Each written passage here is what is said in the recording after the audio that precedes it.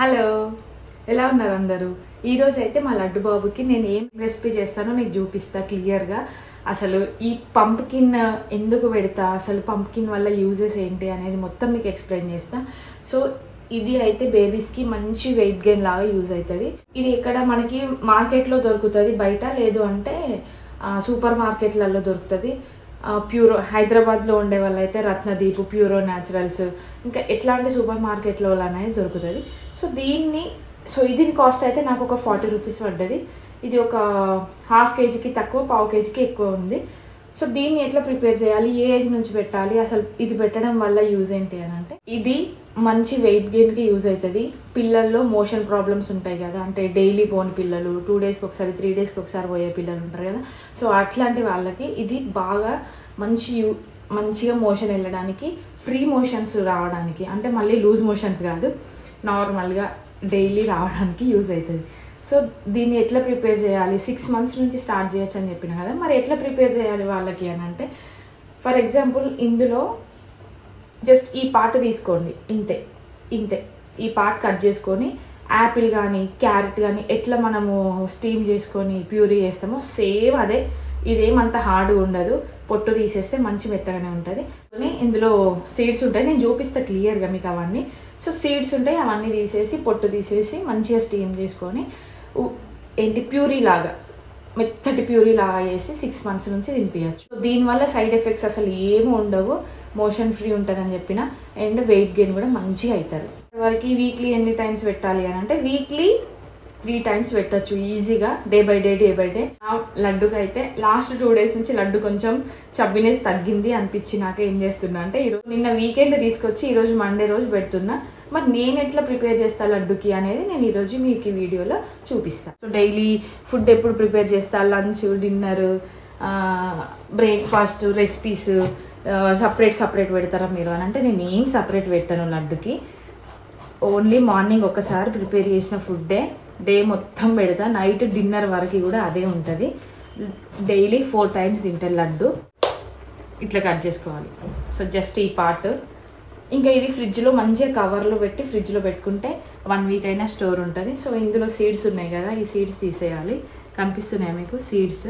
So మీకు ఓపిక ఉంటే ఈ సీడ్స్ కూడా ఫుల్ రేటు పెట్టి కొంటాం మనం డ్రై ఫ్రూట్ షాప్లో. సో అట్లా కొనుక్కోకుండా వీటిని కూడా డ్రై చేసుకోవచ్చు మీరు. డ్రై చేసుకొని ఓపిక ఉంటే, నాకైతే అంత ఓపిక లేదు, టైం లేదు, సో నేను పడేస్తా. మీకు ఓపిక ఉంటే వీటిని ఎండబెట్టి మంచి ప్రాసెసింగ్ చేస్తే మీరు ఆ డ్రై ఫ్రూట్ షాప్లో కూడా ఇవి పంకిన్ సీడ్స్ అనుకుంటారు కదా, అవి ఏం లేదు. ఇట్లా పీలర్ తీసుకొని ఈజీగా వచ్చేస్తారు, పొట్టంతా హార్డ్గా ఏమి ఉండదు. చూసారు ఎంత ఈజీగా వస్తుందో. సో పిల్లలకి డైలీ ఒక ఫుడ్ పెట్టండి, డైలీ సేమ్ ఫుడ్ పెట్టొద్దు. ఈరోజు ఈ పంకిన్ పెట్టిరంటే రేపు ఇంకొక రెసిపీ పెట్టండి. సో మీరు 6 మంత్స్ నుంచే పెరుగు ఇవన్నీ అలవాటు చేస్తే మంచిగా అలవాటు అవుతాయి. లేదు పెరుగు తింటే జలుబు అవుతుంది కావచ్చు అని ఇవన్నీ అపోహలు పెట్టుకోకండి. అసలు పెరుగు వల్లనే జలుబు కాదు. ఫస్ట్ ఆఫ్ ఆల్ మీరు డైరెక్ట్ ఫ్రిడ్జ్లో నుంచి పెట్టడం వల్ల ఆ కూల్నెస్ వల్ల జలుబు అవుతుంది తప్ప పెరుగు వల్ల అసలు కాదు.